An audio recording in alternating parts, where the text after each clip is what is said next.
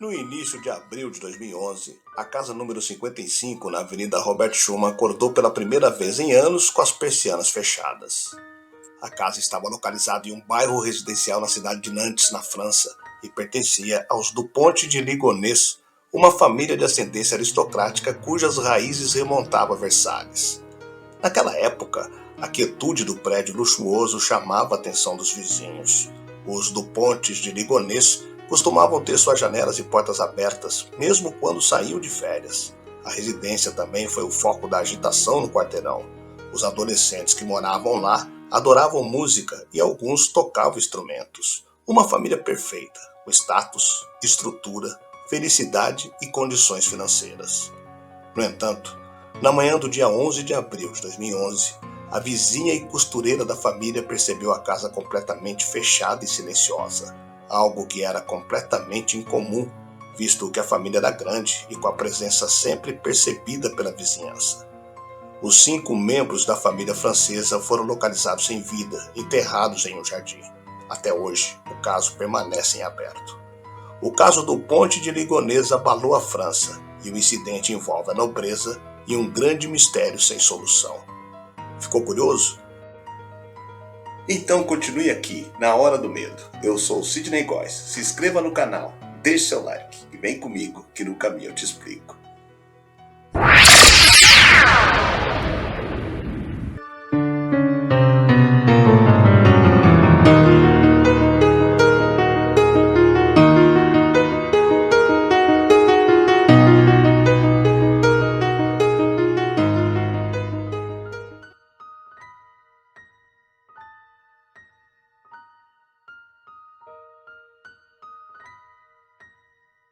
A família do Ponte de Ligonnès era uma família aristocrata de muito prestígio, parte da linhagem de mosqueteiros e vivia na cidade de Nantes, no oeste da França. Morava em um bairro central de classe média alta na Avenida Schumann, número 55. A família era composta pelo pai, o conde Javier do Ponte de Ligonnès. Ele era um empresário que se importava muito com toda essa questão de linhagem, de ser nobre e filho de um conde. A mãe, Agnes, que trabalhava em uma escola católica, era uma mulher muito tradicional e católica, e seus 4 filhos, Arthur, de 20 anos, o mais velho. Na verdade, ele era biologicamente apenas filho de Agnes e foi assumido como filho de Javier, o que era muito incomum em uma pessoa que considerava tão importante as questões de linhagem e sangue nobre. Mas Javier o adotou dando um nome nobre a ele. Ele estudava em uma faculdade particular católica. Thomas, de 18 anos, estudava musicologia. Anne, de 16 anos, era uma moça muito bonita e chegou a ser modelo de catálogos de compras por correspondência e estudava em uma escola católica privada, que era a mesma do filho mais novo, Bennett, de 13 anos. Uma família perfeita, com status, estrutura, felicidade e condições financeiras, pelo menos aparentemente.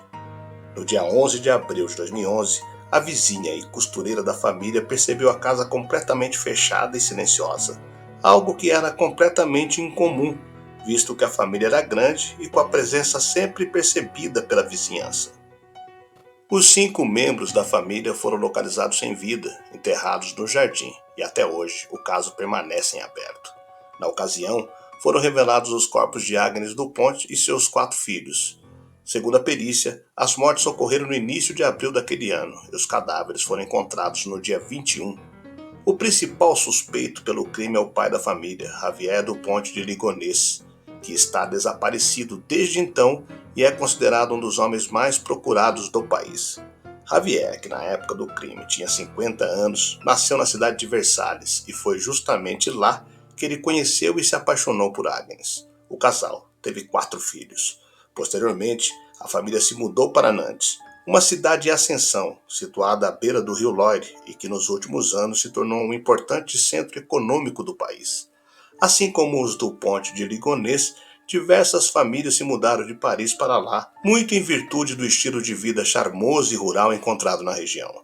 A família, sempre retratada como bonita e feliz, era descrita como perfeitamente normal. Além da elegante casa, eles também possuíam 3 carros. Os filhos mais jovens do casal frequentavam uma escola católica, sendo que o caçula também cantava no coral da igreja, e Agnes ensinava catecismo. Em dezembro de 2010, Javier começou a frequentar um clube de tiro nos arredores da cidade. Lá ele praticava com uma espingarda que disse ter herdado do pai e que sempre quis aprender a usá-la. Assim, passou a frequentar o local com certa regularidade, algumas vezes inclusive com dois de seus filhos.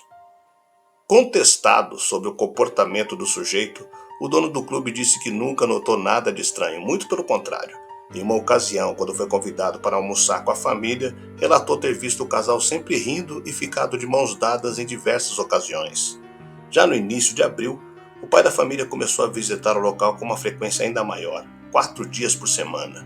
Além disso, ele também havia comprado um silenciador para a arma.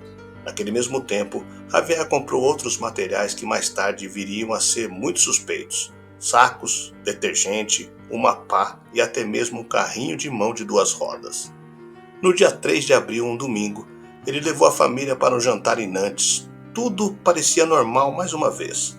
No entanto, provavelmente na noite seguinte, seu macabro plano foi posto em prática.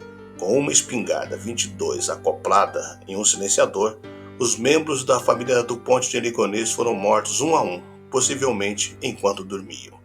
Os 2 cachorros da família da raça Labrador também foram executados da mesma maneira.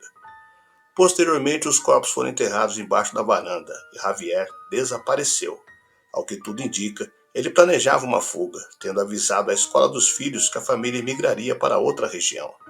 Porém, o que se tem certeza é que sua situação financeira passava por momentos turbulentos, já que vários de seus negócios que eram ligados à internet estavam falindo. Além do mais, Javier havia gastado a herança de sua esposa e tinha pegado dinheiro emprestado com sua amante, que vivia em Paris, mas que, apesar da relação afetiva, estava exigindo que a dívida fosse paga o quanto antes. Outros pontos levantados por jornais da época foram a complicada relação do suspeito com seu falecido pai e também uma suposta crise pessoal em relação à religião. O homem havia levantado dúvidas em relação ao catolicismo em um fórum da internet.